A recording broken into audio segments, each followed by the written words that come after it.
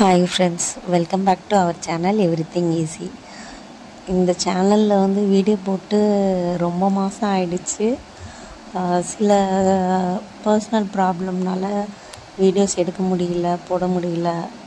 புதுசாக ஜாப் கிடச்சிது. 1.5 வருஷமாக அங்கேயே போயிட்டு இருந்தனால வீடியோஸ் எடுக்கவும் டைம் இல்லை. அதனால் வீடியோஸ் போடவே இல்லை. அந்த 1.5 வருஷத்துக்கு அப்புறம் 13 இயர்ஸ் கழிச்சு ப்ரெக்னென்ட் ஆகிட்டேன். அப்புறம் ஜாப்பை விட வேண்டிய சுச்சுவேஷன். இப்போ தான் சரி 9th மந்த் ஆகிடுச்சு. ஓகே, ஏதாவது வீடியோ போடலாம் அப்படின்னு திரும்பவும் ஸ்டார்ட் பண்ணியிருக்கேன். எப்பவும் போல் எனக்கு ஆதரவு கொடுங்க ஃப்ரெண்ட்ஸ். இது என்னென்னா வத்தக்குழம்பு இந்த மாதிரி செஞ்சால் ரொம்ப டேஸ்ட்டாக இருக்கும். செஞ்சு பாருங்கள்.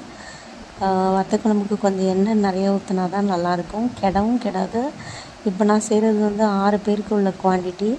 2 நாள் யூஸ் பண்ணிக்கலாம். ஏன்னா வத்தக்குழம்பு கட்டியாக செய்வோம். கொஞ்சோண்டு ஊற்றி சாப்பிட்டாலே அது போதுமானதாக இருக்கும். இப்போ எண்ணெய் ஊற்றிக்கணும். வத்தக்குழம்பு செய்யும்போது நல்லெண்ணெயில் செஞ்சால் இன்னும் சூப்பராக இருக்கும்.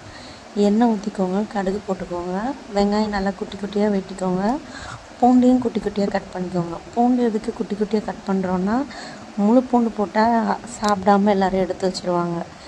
இப்போ குட்டி குட்டியாக கட் பண்ணால் அதை வதக்கும் போது குழம்புல நல்லா அது வெந்துடும். அது அப்படியே சாப்பிட்ருவாங்க.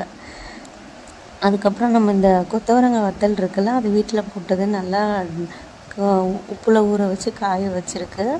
அதை வந்து சுடு தண்ணியில் போட்டு நம்ம நல்லா ஊற வச்சுக்கணும். அப்போ வந்து அது கொஞ்சம் சாஃப்டாகிடும்.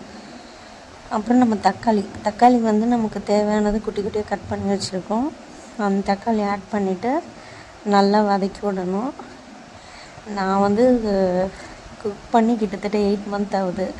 ஃபுல்லாக ஹஸ்பண்ட் தான் பார்த்துட்ருக்காங்க. 9th மந்த்லேருந்து தான் கொஞ்சம் கொஞ்சம் வேலை செய்கிறேன். இந்த அளவுக்கு புளியை வந்து ஊற வச்சுக்கோங்க. தக்காளி நல்லா வதங்குறதுக்கு ஒரு மூடி போட்டு மூடி வச்சுக்கோங்க. 13 வருஷம் கழித்து பேபி நின்றனால ஃபுல்லாக நான் பெட் ரெஸ்ட்டில் தான் இருந்தேன். ஃபுல்லாக டேக் ஓவர் பண்ணது, என்னை பார்த்துக்கிட்டது, குக் பண்ணது எல்லாமே எங்கள் வீட்டுக்காரங்க தான். தக்காளி வதங்கும்போது உப்பு போட்டு நல்லா வதக்குனா தக்காளி நல்லா கொலைய வதங்கிடும். அப்புறம் நம்ம வீட்டுக்கு யூஸ் பண்ணுவோம்ல குழம்பு மிளகாத்தூள், அது இப்போ இவ்வளோ மிளகாத்தூள் போடுறேன்னு பார்க்காதீங்க. நான் வந்து 6 பேருக்கு செய்கிறேன். 6 பேருக்கு இந்த குவான்டிட்டி வேணும். நம்ம ஒரே நாளில் இது காலியாகுது. நம்ம வத்தக்குழம்பு செஞ்சால் 2 நாள் யூஸ் பண்ணலாம். ஏன்னா கொஞ்சோண்டு ஊற்றினாலே அது நல்லாயிருக்கும். இப்போ நமக்கு தேவையான தண்ணியை இதோடு சேர்த்துக்கோங்க.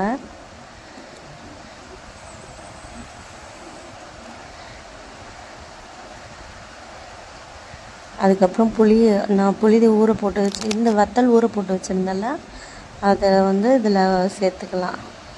இது கொதிக்கிறதுக்கு முன்னாடி சேர்க்க ஆரம்பித்தா தான் அது நல்லா குழம்போடு கொதித்து நல்லா இன்னும் கொஞ்சம் சாஃப்டாகும். ஏற்கனவே நம்ம சுடு தண்ணியிலே ஊற வச்சுருப்போம். வந்தால் இன்னும் சாஃப்டாகிடும். புளி கரைச்சி வச்சுருந்தோம்ல, அந்த புளியையும் ஊற்றிக்கோங்க. நல்லா மூடி வச்சு நல்லா கொதித்த உடனே உப்பு செக் பண்ணிக்கோங்க லாஸ்ட்டாக ஒரு வாட்டி. அதுக்கப்புறம் நான் வந்து வெந்தயம் வந்து நல்லா வறுத்து தூள் பண்ணி வச்சுருக்கேன். நல்லா கொதித்த உடனே, குழம்பு கொதித்த உடனே இறக்க போகிற டைமில் வெந்தயத்தை தூவி ஒரு 2 நிமிஷம் கொதிக்க வச்சு இறக்குனிங்கன்னா சுவையான வத்தக்குழம்பு வந்து ரெடி. இதே மாதிரி செஞ்சு பாருங்கள், ரொம்ப டேஸ்ட்டாக இருக்கும். Thank you friends.